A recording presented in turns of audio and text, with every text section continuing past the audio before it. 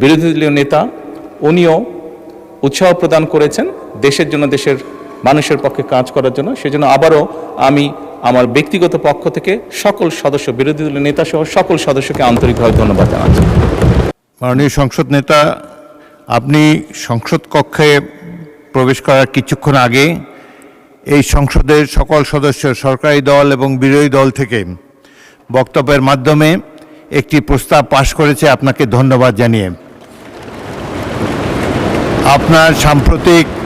আপনার সাম্প্রতিক মালয়েশিয়া এবং চীন সফরের ফলে দেশের মর্যাদা বৃদ্ধি পেয়েছে বলে সবাই অভিমত ব্যক্ত করেছে এবং বাংলাদেশের অর্থনীতিকে, পররাষ্ট্রনীতিকে এক নূতন দিগন্ত সূচনা করেছেন আপনি এই সফরের মাধ্যমে। সেজন্য আপনাকে ধন্যবাদ জানাচ্ছি এই সংসদের পক্ষ থেকে। Welcome back to this parliament. আপনি কিছু বলতে চাচ্ছেন? জি, মাননীয় স্পিকার, আমি কিছু কথা বলতে চাচ্ছি। বিসমিল্লাহির রহমানির রহিম। মাননীয় স্পিকার, যে বিষয়ের উপরে আমাকে ধন্যবাদ জানানো হয়েছে এই সংসদের পক্ষ থেকে, তার জন্য আমি আন্তরিকভাবে কৃতজ্ঞ এবং আন্তরিকভাবে সকল সদস্যকে ধন্যবাদ জানাচ্ছি। মাননীয় স্পিকার, এখানে মূল বিষয় এটি হচ্ছে যে বাংলাদেশের মানুষ আমাদেরকে দায়িত্ব দিয়েছে তাদের স্বার্থ দেখার জন্য। আমাদের দলের অবস্থান থেকে আমরা একটি স্লোগান ব্যবহার করি, সেটি হচ্ছে যে বাংলাদেশ ফার্স্ট বা বাংলাদেশ প্রথম।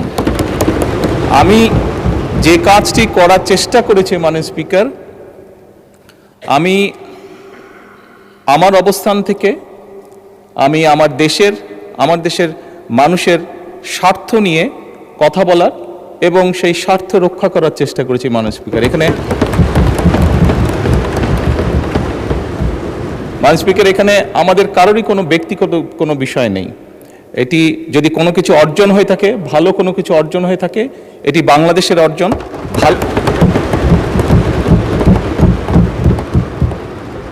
এই সফরের মাধ্যমে যদি দেশের মানুষের কোনো অর্জন হয়ে থাকে, সেটি এই দেশের মানুষের অর্জন মাননীয় স্পিকার।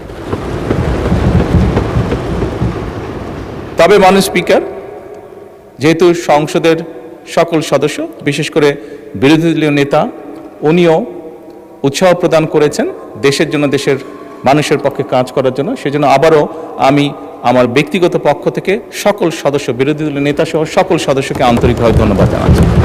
ধন্যবাদ। ধন্যবাদ মাননীয় সংসদ নেতা। ত্রয়োদশ জাতীয় সংসদে এই বিচার বিভাগের স্বাধীনতার জন্য আমরা যে যৌথ বিরোধী দলকেও ধন্যবাদ জানাই। সমালোচনা আপনারা করুন, সেই সমালোচনার জবাব অবশ্যই আমরা দেব, কিন্তু সমালোচনা গঠনমূলক হোক, সেটা আমাদের সংসদ নেতাও বলেছেন। আজকের এই ধন্যবাদ প্রস্তাবকে সমর্থন দেওয়া অর্থ এই যে আমরা এই সংসদকে প্রাণবন্ত করতে এবং সকল বিষয়ে আলোচনার ক্ষেত্র হিসাবে এখানে তুলে ধরতে চাই। মাননীয় স্পিকার, আপনি দেখুন এই বাজেটে কতগুলো বিষয় আজকে